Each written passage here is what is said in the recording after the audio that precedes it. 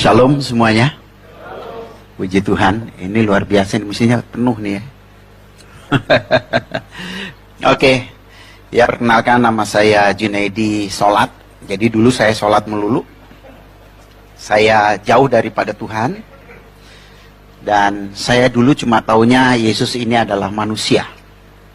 Kalau di agama saya namanya Isa Al-Masih. Ya, dan dia statusnya hanyalah nabi. Dan bahkan di dalam surat Ali Imran 57 itu nggak beda sama Musa, nggak beda sama Muhammad, nggak beda sama Adam gitu kalau di ajaran saya dulu. Dan saya nggak pernah mimpi menjadi seorang Kristen karena pegangan saya dulu adalah surat Ali Imran ayat 19, Inna dina indallahi Islam, agama yang diridhoi Allah hanyalah Islam, di luar Islam tidak ada agama yang diridhoi Allah. Dan dalam hati saya berjanji hidup mati saya tetap Islam apapun yang terjadi. Itu rencana manusia. Tetapi rencana Tuhan beda. Dan Tuhan maunya saya jadi pengikutnya. Ya. Jadi Tuhan maunya saya jadi pengikutnya, maka dia kejar saya. Jadi saya memang nggak mau. Cukup lama saudara, saya bergumul 2 tahun. Itu tahun 80-an saya bergumul. Selama 2 tahun, kalau Jumat saya ke masjid, kalau Minggu saya ke gereja. Ya, Tuhan itu memanggil itu hanya dengan satu kalimat yang misterius. Dia cuma berkata begini, carilah kebenaran, kamu akan diselamatkan. Nah, saya berpikir ya kebenaran itu Islam, yang lain itu nggak benar. Ya, dan saya sepelekan kata-kata itu, tetapi herannya kata-kata itu terus berkumandang di hati saya. Ya, berkumandang. Berhenti-berhenti itu kalau saya sholat doang. Habis sholat, suara itu nongol lagi. Terus begitu. Dan saya pikir saya mulai tertarik dengan kekristenan. Kenapa? Karena agama Islam, agama yang paling dekat sama Islam. Sama-sama ada Musa, sama-sama ada Daud, sama-sama ada Yusuf. Sama-sama ada ya yang lain-lain lah sama gitu saudara. Jadi paling dekat, saya nggak mungkin mendekati Buddha atau Hindu, tapi yang paling dekat ini. Jadi saya mulai masuk gereja, tetapi kalau saya masuk gereja ya kalau pendetanya ngajak doa orang semua begini, saya cuma melotot aja liatin gini. Ya nyanyi juga saya nggak ngerti, dengar-dengar aja begitu. Jadi selama 2 tahun. Nah dari saya melakukan hal yang seperti itu, lama-lama mulai tersingkap. Mulai tersingkap, gitu ya. Saya mulai mikir, dan mulai bandingin, gitu. Antara Kristen dan Islam ini. Nah, saya perhatikan. Dan saya mulai tertarik dengan kekristenan. Ya, saudaraku. Jadi saya melihat, saya membandingkan begini. Kalau dulu saya mau sholat saja sulit. Artinya saya harus ambil air wudhu, lalu saya harus masuk masjid, harus buka sepatu atau sendal. Kalau sendalnya bagus nanti pulang bisa hilang gitu. Ya, dan saya kadang-kadang pakai aja sendal orang lain yang pikirin amat gitu. Nanti kalau saya sholat misalnya 4 rakaat, udah 3,5, tinggal setengah lagi, kentut, batal. Nyenggol perempuan, batal. Syaratnya cukup berat, bahasanya harus Arab, ngadepnya harus ke barat. Nah, saya lihat orang Kristen kok masuk gereja ada yang pakai sendal, ada yang pakai sepatu, ya, lalu ada yang mandi, ada yang nggak mandi, gitu. Ya nyanyi sambil kentut nggak apa-apa, gitu kan, ya, ngadepnya boleh kemana aja. Nah, saya ambil kesimpulan kok Kristen gampang ya. Lalu nggak tahu kenapa pikiran saya berpikir ya Allah itu kan maha pengasih dan penyayang. Ya, kalau saya kan dulu mau makan, mau berbuat sesuatu selalu membaca Bismillahirrahmanirrahim. Yang artinya kita mengakui bahwa Allah itu maha pengasih dan penyayang. Kalau Allah itu sifatnya pengasih dan penyayang pasti nggak nyusahin gitu. Dan saya lihat Allah yang nggak nyusahin itu di Kristen. Nah di situ saya mulai tertarik. Ya. Nah akhirnya saya mulai mengerti dua-duanya, apa itu Kristen, apa itu Islam. Tapi untuk mengambil keputusan nggak mudah. Kenapa? Ya saya pasti akan kehilangan keluarga. Saya pasti akan dimusuhin teman-teman. Masjid saya itu cuma, ya ini rumah saya depan sana, 3 rumah saja sudah masjid. Tempat saya suka beribadah. Ya, apa jadinya kalau mereka tahu saya jadi Kristen? Ya, belum lagi bapak ibu saya dan kakek saya itu namanya Kiai Haji Abdul Ghani, punya pesantren terbesar di Lampung. Jadi bisa bayangin situasi saya ya seperti itu. Dan saya takut sekali untuk menjadi Kristen meskipun saya sudah mulai mengerti dan ada keinginan. Lalu saya sempat juga berpikir, apa jadi orang Kristen diem-diem aja gitu ya. Kalau perlu nanti ngomong sama pendetanya, dibaptisnya di kamar mandi gitu. Terus jangan ada yang tahu gitu, satu orang pun gitu ya. Pokoknya hubungannya pribadilah sama Tuhan begitu. Itu saking takutnya gitu. Namun satu hal yang aneh itu adalah dalam satu momen saya harus menyelesaikan 3 lagu di daerah Roxy. Lalu di tengah jalan itu saya bawa mobil, saya ngomong aja begitu. Yesus, engkau itu Tuhan atau bukan gitu. Saya ini bingung. Mau jadi Kristen saya takut, mau jadi Islam kok kayaknya saya udah nggak kepengen gitu. Ini gimana saya gitu. Nah disitulah urapan Tuhan itu turun. Saya dijamah dan menangis sejadi-jadinya. Kalau ditanya nangis kenapa, saya juga nggak tahu. Ya, tetapi saya merasakan ada pelukan yang penuh kasih gitu. Yang berkata di hati saya, ya seperti Allah itu seperti dia, Tuhan itu seperti menemukan anak yang hilang gitu. Nah, lalu saya dijamah dan di situ saya mendengar dia berkata, akulah Yesus Tuhan dan Juru Selamat dunia, kalau kamu tidak percaya kamu mati, katanya gitu. Jadi karena saya takut mati, ya saya terima. Karena saya pikir kalau saya tolak, nyawa saya dibetot gitu. Jadi saya terima, ya Yesus tolong saya percaya gitu. Nah, habis saya ngomong begitu tuh seperti ada beban yang lepas gitu. Ya rasanya lega banget. Dan yang paling ajaib adalah sejak saat itu saya nggak takut kehilangan apapun. Nggak takut kehilangan orang tua, nggak takut kehilangan teman-teman, nggak takut bersaksi, sampai juga nggak takut mati. Makanya saya jadi Kristen tuh nekat banget memang benar. Ya, saya nginjil di mikrolet, saya ketemu haji gitu, rasanya pengen ngomong terus gitu, mau siapa aja. Nah, tetapi memang saya percaya kalau bapak saya, keluarga saya tahu saya jadi Kristen, pasti saya dihakimi, nggak mungkin nggak. Nah, di situ saya persiapkan diri saya, lalu saya kembali lagi belajar Al-Quran, hadis, saya pelajari, lalu puji Tuhan. Tuhan itu memberi waktu yang sangat baik. Ya, salah satu guru saya adalah yang saya sangat cintai itu Hamran Amri. Jadi kebetulan waktu itu rumahnya dekat rumah saya. Ya udah di situ kalau ada apa-apa tanya ya akhirnya saya jadi pinter. Ya. Dan betul saja satu kali orang keluarga saya dengar saya jadi Kristen, lalu saya dipanggil dan saya dihakimi. Saya disidang gitu. Jadi ditanya, kenapa kamu jadi Kristen? Kamu itu bikin malu orang tua. Bapakmu ini dari kecil sampai tua segini, nggak ada satupun keluarga yang Kristen. Kecuali kamu. Kamu itu udah gendeng, gila, apa-apa gitu. Ya saya jawab, saya jadi Kristen karena Muhammad yang nyuruh gitu. Ya karena saya udah belajar, saya tahu. Jawabnya, mesti begitu, baru nanti dia kan pasti cari tahu. Ya, saya bilang, kalau saya bilang saya jadi Kristen karena Yesus, bingung nanti dia, itu kan pengalaman pribadi.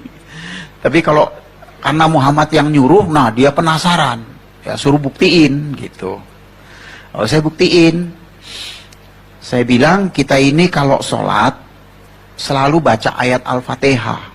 Kalau 4 rakaat berarti 4 kali, kalau 2 rakaat ya 2 kali, kalau 3 rakaat ya 3 kali baca Al-Fatihah. Di baris keempat dan kelima dikatakan begini, iya kana budua, iya kana stain, ihdina sirotol mustaqim. Kepadamu kami menyembah, kepadamu kami meminta pertolongan.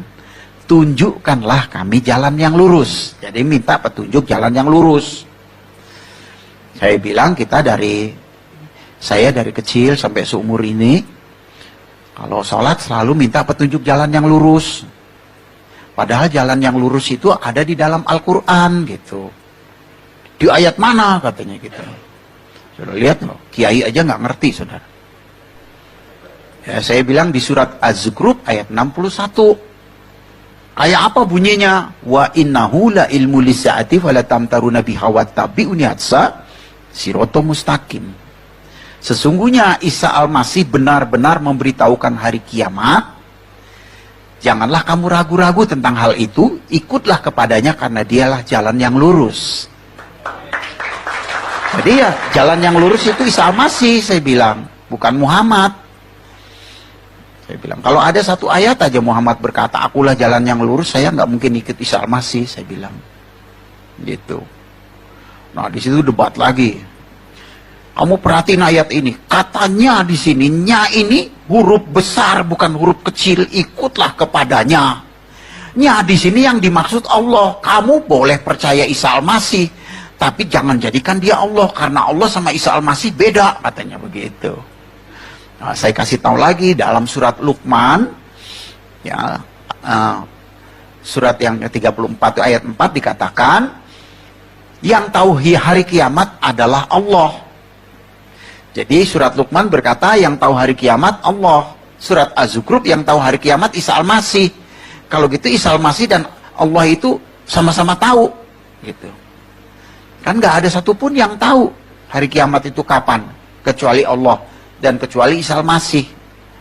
Lalu terjadilah debat dan akhirnya bapak saya nyerah dan saya diusir. Tadinya saya mau dibunuh juga itu, tapi saya diusir dan tidak diakuin sebagai anak. Ya, itu yang terjadi. Dan akhirnya dia kasih tahu sama semua keluarga, dan nggak boleh ada yang terima saya. Tapi saya bersyukur kesaksian itu cukup lama dan banyak yang mendengar. Dan 7 tahun kemudian bapak saya tiba-tiba ketemu saya.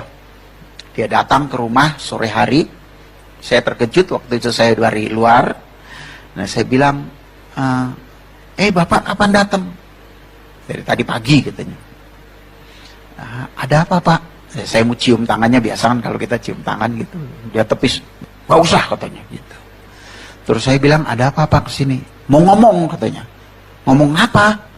Ngomongin agama katanya. Lo kan dulu udah, aku tambah bingung katanya gitu. Ya saya bilang, ya jangan bingung-bingung pak. Saya bilang Yesus itu juru selamat, Isa Al-Masih itu juru selamat. Nabi banyak pak, tapi juru selamat cuma satu. Kalau nggak punya juru selamat gimana? Wah, dia bongkar-bongkar lagi ayat dan kita akhirnya dialog. Sampai akhirnya dia bilang, gimana caranya jadi Kristen? Gitu. Saya bilang ya gampang lah pak jadi Kristen mah. Gimana panggil pendeta? Nggak usah, saya aja gitu. Ya bapak ikutin doa saya, ikutin doa. Terus saya bilang, maaf ya pak, aku boleh tumpang tangan di kepala? Ya boleh, boleh, silakan aja gitu. Tumpang tangan, saya doakan dan dia terima Yesus saat itu dan dia menjadi Kristen. Dan saya bersyukur sejak saat itu keluarga saya satu persatu mulai menjadi orang percaya. Ya. Dan saya bersyukur juga teman-teman saya banyak yang jadi orang percaya. Nah, kita hari ini kita akan membahas satu tema, Yesus itu Tuhan atau manusia. Ya. Nah di dalam Amsal 19 ayat 2 dikatakan begini, tanpa pengetahuan kerajinan tidak baik. Orang yang tergesa-gesa bisa salah langkah. Ya, jadi sebagai orang Kristen harus punya pengetahuan. Ya, pengetahuan itu penting, merupakan dasar. Ya, nggak cukup hanya diurapi lalu ya terima Yesus percaya, harus punya pengetahuan. Karena pengalaman saya ketika saya menjadi orang Kristen, saya sangat sayang banget sama orang Islam. Jadi hati saya itu tertuju sama orang Islam terus gitu. Dan saya punya cita-cita pengen punya satu gereja yang semua jemaatnya dari Islam. Itu cita-cita saya dulu. Terus saya doakan itu. Dan saya bersyukur sekarang fokus dipercayakan kepada saya. Fokus itu adalah forum komunikasi umat silaturahmi. Dan semua jemaatnya 80% dari Islam. Saya kumpulin dari 8, 15, 30, sekarang hampir 700. Ya, dan saya hidup dengan iman. Manajemennya, manajemen 5 roti 2 ikan. Udah nggak pakai ini deh, kalau pakai ini mah aduh bangkrut. Ya, udah jalanin aja gitu. Pokoknya kalau perlu kita diminta berkorban, ya korban gitu, habis-habisan. Tapi herannya, saya nggak miskin-miskin tuh, aneh itu juga. Dan uang kasnya nggak kekuras-kuras, segitu-gitu terus, naik, turun dikit, naik lagi gitu. Unik gitu. Ya, saya melihat Tuhan ini luar biasa gitu, ya, dahsyat. Nah, saya ambilkan dari Yohanes 17 ayat 3. Demikian firman Tuhan. Inilah hidup yang kekal itu, yaitu bahwa mereka mengenal Engkau satu-satunya Allah yang benar, dan mengenal Yesus Kristus yang telah Engkau utus. Ayat ini sering kali dipakai oleh saksi Yehova. Karena orang saksi Yehova itu percaya kepada Allah, tapi Yesus hanya utusan. Nggak disembah sebagai Tuhan. Mirip kayak Islam, dan Islam itu sangat dipengaruhi dengan saksi Yehova. Karena pada waktu Muhammad itu menikah dengan Siti Khadijah, istri yang pertama itu agamanya Kristen. Tapi saya curiga, Siti Khadijah ini Kristen saksi Yehova kayaknya. Iya, karena memberi pengaruh yang kuat sama Muhammad ini. Nah, Muhammad juga begitu, percaya Allah dan Muhammad itu utusan gitu. Jadi dia buat sebuah agama yang seperti itu. Ya, nah Alkitab di sini jelas menulis ini adalah doa Yesus. Inilah hidup yang kekal itu. Kira-kira gini. Inilah kalau orang mau masuk sorga gitu. Ya, yaitu bahwa mereka mengenal Engkau satu-satunya Allah yang benar. Ini yang pertama ya. Mengenal Engkau, saudara, kita semua sulit sekali bisa mengenal Allah. Tapi kita bisa mengenal Allah kalau Allah lebih dahulu memperkenalkan dirinya. Ya. Jadi memang seperti itu. Mungkin kita semua kenal Jokowi, Presiden Indonesia. Tapi secara pribadi kita mengenal dia sulit. Tapi kalau dia mau mengenal kita gampang sekali. Dia cari aja kita pasti ketemu. Dan kita senang kali dicari. Apalagi diteleponin dulu. Jokowi telepon, Junaidi, gue mau ketemu lu, makan yuk gitu. Oh seneng banget saya itu. Nah saudara pasti gitu. Ya. Nah sama. Jadi memang bukan kita yang mencari Allah, Allah yang mencari kita. Bukan kita yang memilih dia, tapi dia yang pilih kita. Jadi saya dipilih Tuhan, saya bersyukur sekali. Berterima kasih banget Tuhan pilih saya. Kalau enggak ya kacau ya saudara. Saya bayangin kalau saya mati di Islam. Orang Islam tuh kalau mati dibikin permen saudara. Dipocongin, tuh kayak permen itu kan. Ikat atas, ikat bawah. Telanjang bulat lagi. Udah gitu kepalanya dipeluntir ngadep ke Mekah. Karena kiblat mereka kan ke Mekah. Beda sama kita, kalau kita mati pakai jas keren, ngadepnya ke atas, kan surga di atas, masa di samping? Betul nggak? Dan kita pakai pakaian pesta, keren loh. Kalau dia kan pocongin telanjang bulat gitu gimana? Apa bisa ketemu Tuhan dengan telanjang? Kita ketemu Jokowi pakai kolor aja nggak diterima. Ya kan? Itu satu gambaran. Kenapa kita kalau meninggal itu dipersediakan sedemikian rupa? Ya, di peti mati, ngadepnya ke atas. Wow, luar biasa. Jadi saya pikir-pikir untung saya nggak, ya, saya dipilih oleh Tuhan. Kalau nggak dipilih, waduh, mau kemana ya saudara? Sulit loh saudara, nggak gampang loh orang percaya Yesus itu. Saya kalau boleh sombong sedikit, nggak pernah saya ngobrol sama orang Islam, entah itu kiai, entah itu ustadz, bisa menang sama saya. Saya berani taruhan, lu kalau menang, gua nggak sembah Tuhan lagi, lu yang gua sembah.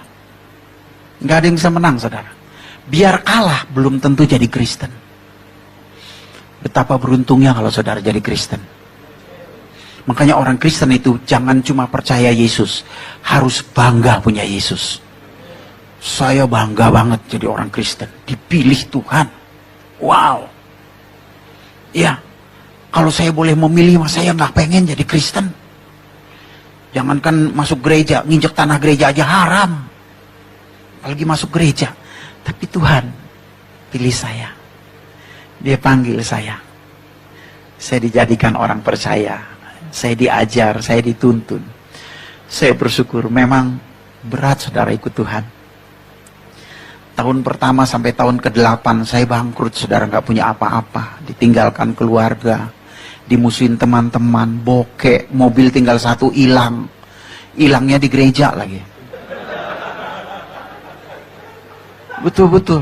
Saya kadang-kadang waktu itu kalau masuk gereja, aduh, orang gereja enak-enak banget nyanyinya. Kiri kananku ada Tuhan, sekelilingku ada Tuhan. Kalau saya lebih cocok nyanyinya, kiri kananku ada hutang, sekelilingku ada hutang. Karena saya makan aja harus hutang. Pimpit utang-utang di warung. Sulitnya luar biasa. Tapi saya bersyukur, 8 tahun cukup ujian. Sekarang saya sudah melayani Tuhan 34 tahun. Dan Tuhan sangat berkati hidup saya. Ya, kondisi saya dalam keadaan miskin, didatengin keluarga. Mereka ngelewein semua. Lo si murtad, lo si jadi orang kafir, makanya lo dikutuk sama Allah. Sekarang kelihatan kan lo miskin melarat, entar lo masuk neraka. Bukan cuma neraka, keraknya neraka. Tapi saya tetap bertahan. Kenapa saudaraku? Ada sesuatu yang luar biasa ikut Yesus. Biarpun saya susah. Tapi iman saya nggak rontok gitu loh. Tetap aja. Bahkan banyak pujian di hati. Biarpun saya ngutang kiri kanan sulit gitu. Tapi damai sejahtera itu tetap ada. Tenang, damai. Dan punya iman yang sangat yakin punya masa depan yang baik. Dalam keadaan susah, melarat. Ya, begitu yang saya alami. Ya, sekarang saya sudah melayani Tuhan 34 tahun. Saya tidak kekurangan suatu apapun. Bahkan, kalau boleh saya agak sedikit bermegah, tidak ada keluarga saya yang lebih kaya dari saya. Dalam materi, dalam banyak hal. Luar biasa ya.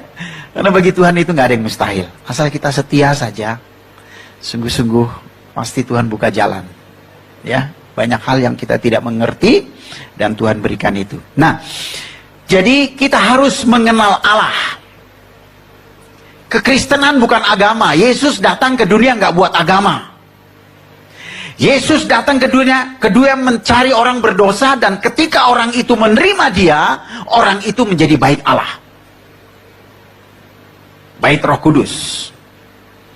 Jangan terjebak dalam keagamaan. Ya saudaraku, Yesus tidak pernah buat agama. Maka itu kalau kita nginjil, orang Islam suka bilang apa? Kristenisasi. Padahal bukan kristenisasi, selamatisasi. Karena kita tidak mengharapkan orang pindah agama kok. Ya. Seorang menjadi bait Allah, menjadi rumah Allah.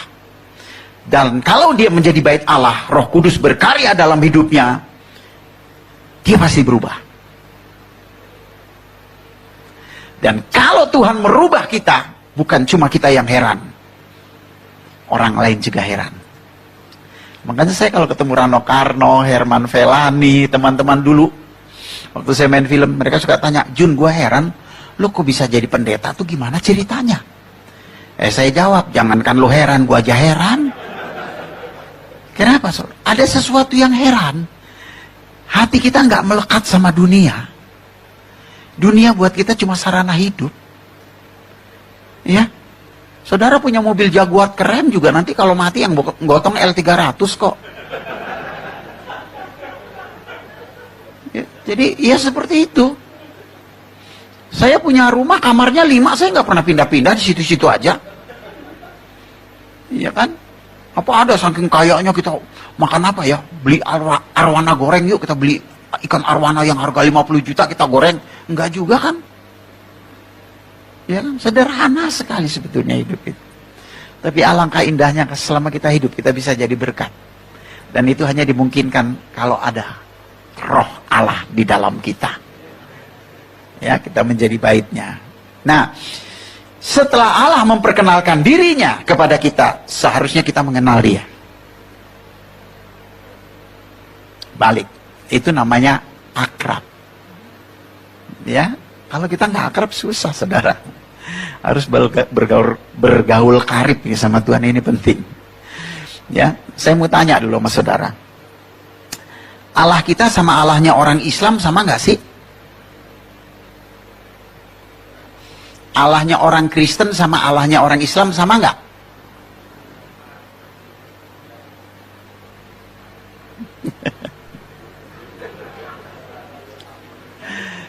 Kalau begitu masih banyak yang nggak kenal Allahnya ini.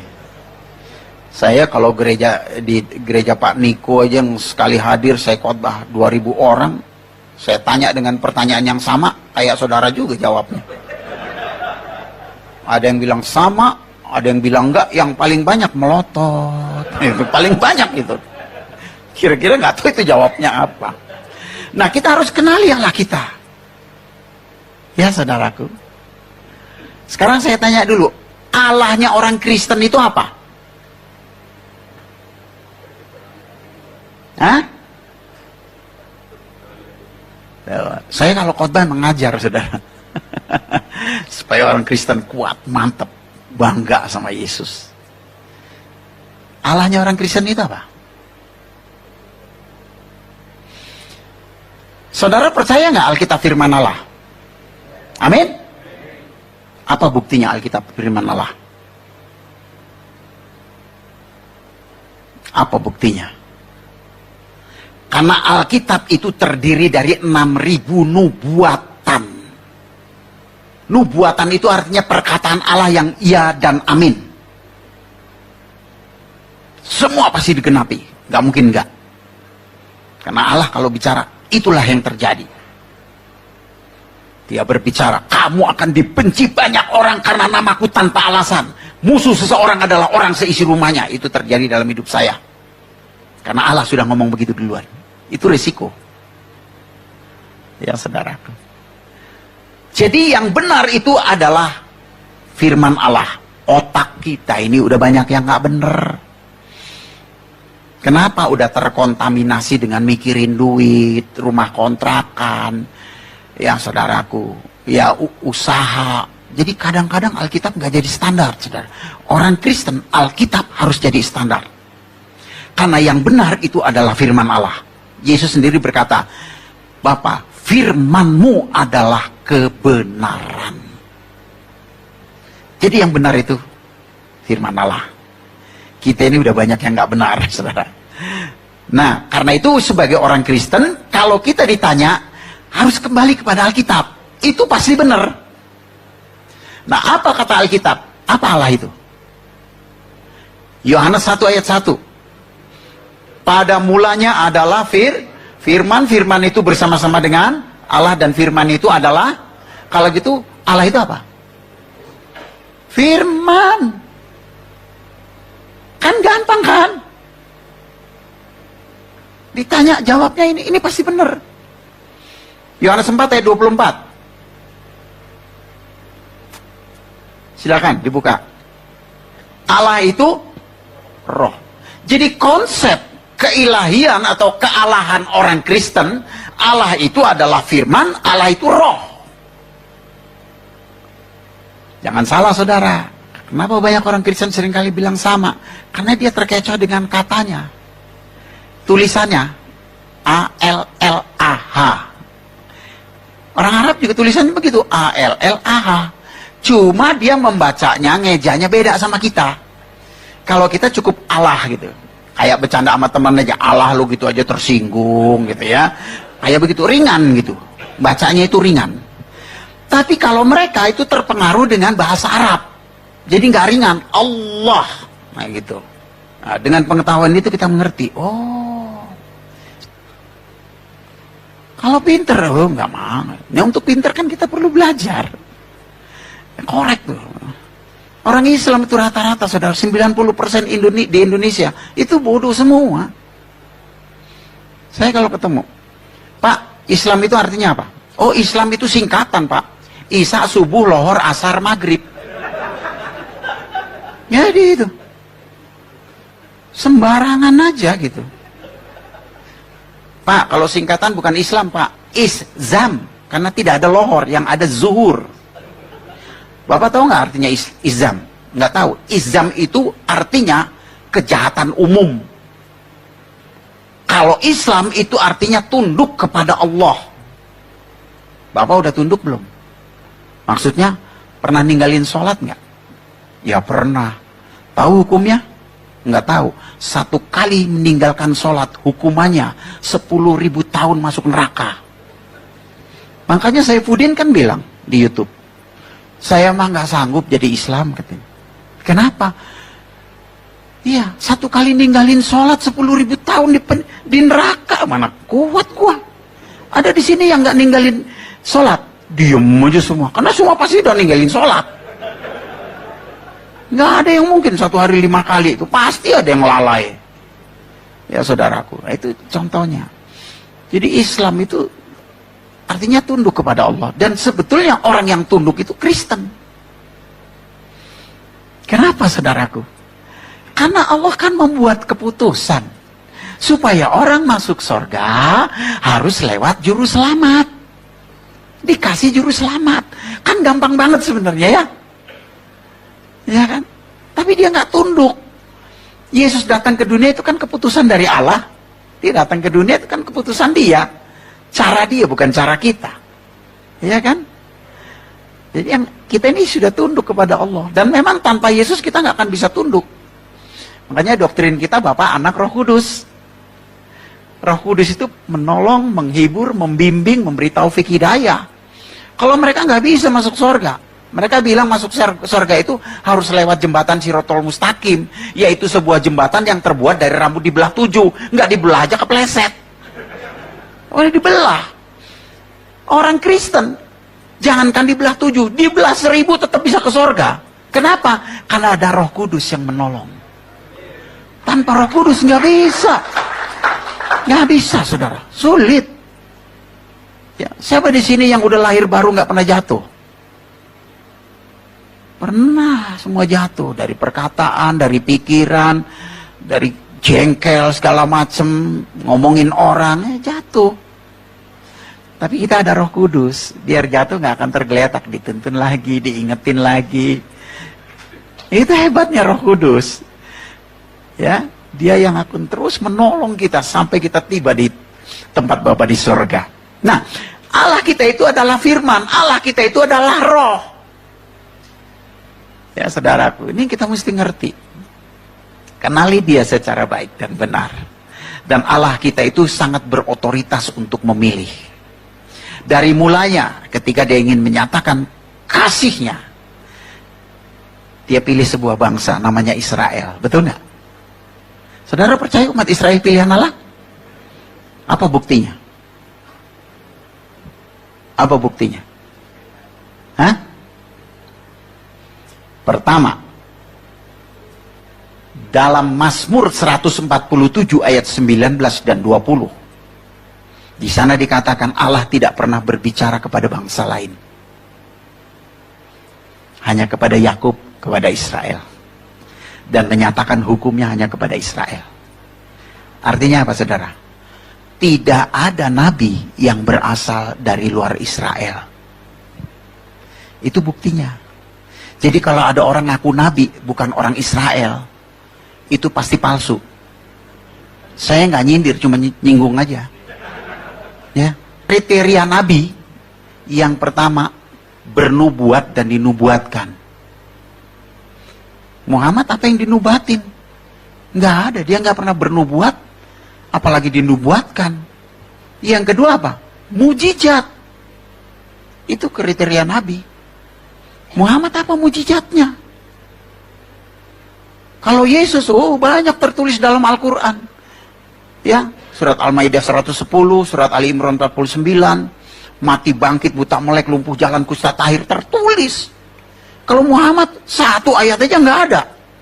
Makanya saya kalau ngomong sama Ustadz, Pak Ustadz, saya siap masuk Islam. Asal tunjukin satu ayat aja Muhammad bikin mujizat. Nggak usah bangkitin orang mati, bangkitin ayam mati aja, tunjukin ke saya. Gua masuk Islam lagi. Gitu. Nah itu pentingnya pengetahuan, saudaraku. Ya, makanya orang Kristen tuh jangan cuma taunya ya haleluya sama puji Tuhan. Saudara tahu cerita itu? Hah? Ada dua pemuda, senangnya naik kuda, saudara. Hobi kuda. Satu kali yang satu beli kuda baru. Yang satu pengen nyoba, dia bilang, wah keren banget kuda lo, boleh gua coba? Silakan. Ya, mulai naik. Hus, hus, hus. Nih kuda diem aja. Kuda lo gue khususin kamu jalan deh. Ini kuda lain, katanya. Cara jalannya gampang, lu mesti bilang puji Tuhan. Lu bilang puji Tuhan, dia pasti jalan. Makin teriak puji Tuhan, makin kenceng dia. Terus berhentinya gimana? Haleluya. Oke deh, dia mulai. Puji Tuhan. Klepek, klepek. Ya bener lah jalan. Puji Tuhan. Klepek. Puji Tuhan. Wah, kenceng banget. Wih, keren. Dia bilang, puji Tuhan. Di depan ada jurang, saudara. Duh, kaget tuh. Dia teriak, haleluya. Berhenti, shoot. Puji Tuhan. Puas masuk. Orang Kristen mesti punya pengetahuan. Amin. Jangan cuma bilang haleluya puji Tuhan. Jadi yang pertama, Israel umat pilihan yang pertama adalah tidak ada nabi yang berasal dari luar Israel. Yang kedua, umat Israel itu umat yang paling pinter. Siapa yang bikin listrik? Israel. Siapa yang bikin pesawat? Israel. Siapa yang bikin komputer? Israel. Siapa yang bikin telepon? Israel. Siapa yang menemukan ilmu kedokteran? Israel. Siapa yang bikin mesin jahit? Israel. Siapa yang bikin mesin diesel? Israel. Itu yang canggih-canggih itu Israel, saudara. Arab bikin apa? Obat kuat.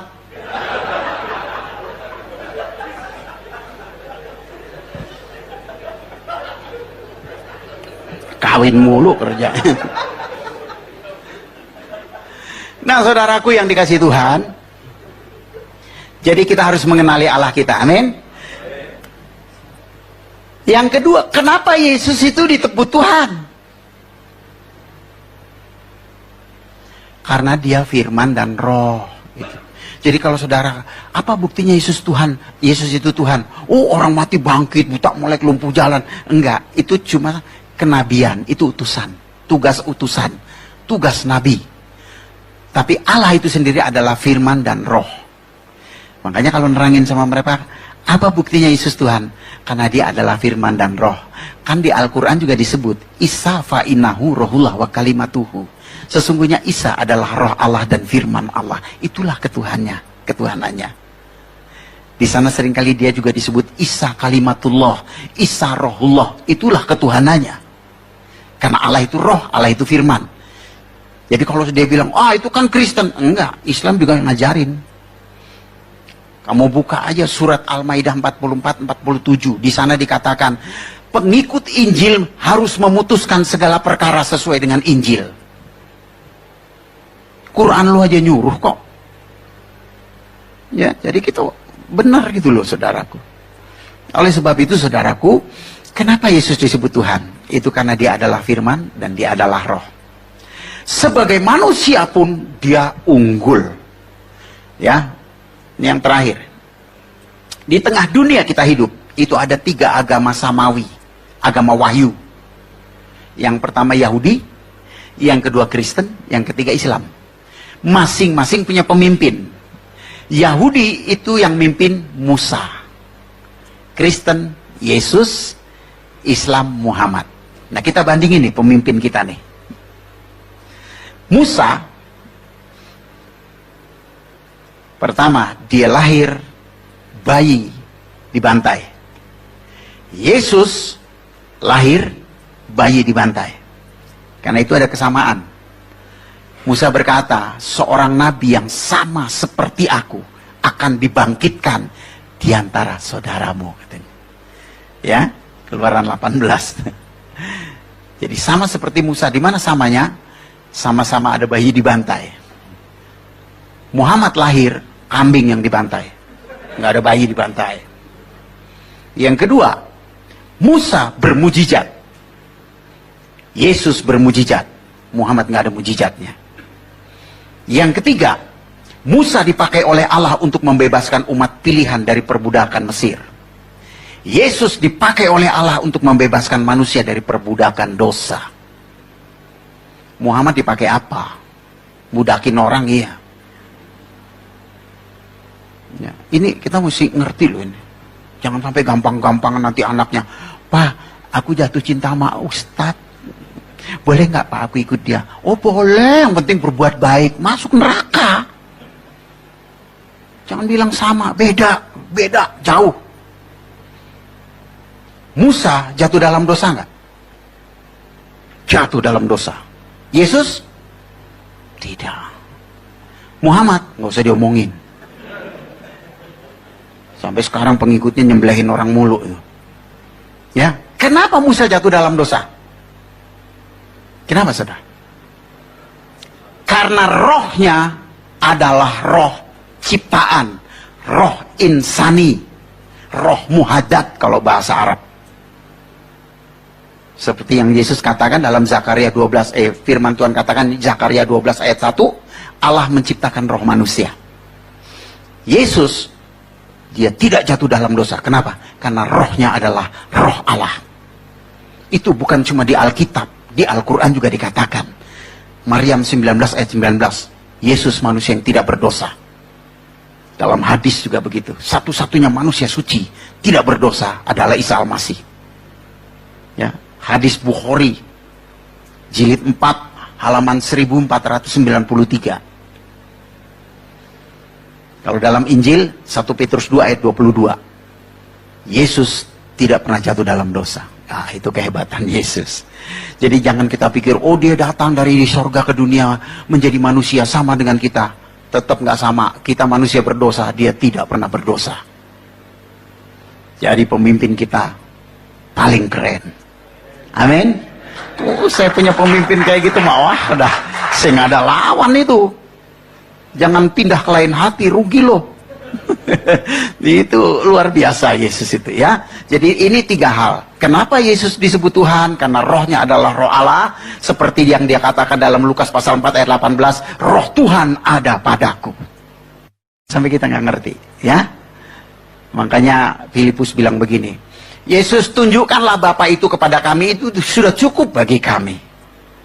Yohanes 14 itu ayat 8. Ayat 9-nya Yesus bilang gini. Astaga Filipus, udah sekian lama kau bersama-sama aku, kau tidak kenal aku. Ampun dah. Nggak percaya loh, aku dan Bapa adalah satu. Bapa di dalam aku di dalam Bapa. Ya saudara, itu Allah kita. Yesus adalah Tuhan, karena dia apa? Rohnya, roh Allah, dan dia adalah firman yang hidup. Ya, lewat firman Tuhan ini, saya percaya saudara diberkati, dan kerinduan saudara, saudara jadi berkat bagi banyak orang. Ngomong sama orang Islam gampang saudara. Ya, pegang aja surat Al-Maidah 68. Ya, gampang. Bunyinya begini. Ini kalau Arabnya nggak usah lah dipikirin ya. Tapi saya sebut aja. Kul ya ahlil kitabil lasum ala sayyin hatta tuqimu taurata wal injila wa ma unzila ilaikum min rabbikum. Hai ahli kitab, kamu tidak dipandang beragama sedikit pun jikalau kamu tidak menegakkan Taurat dan Injil. Ya, ahli kitab banyak kan kitab, ada kitab Quran, ada kitab Weda, ada kitab Tripitaka, ya kan?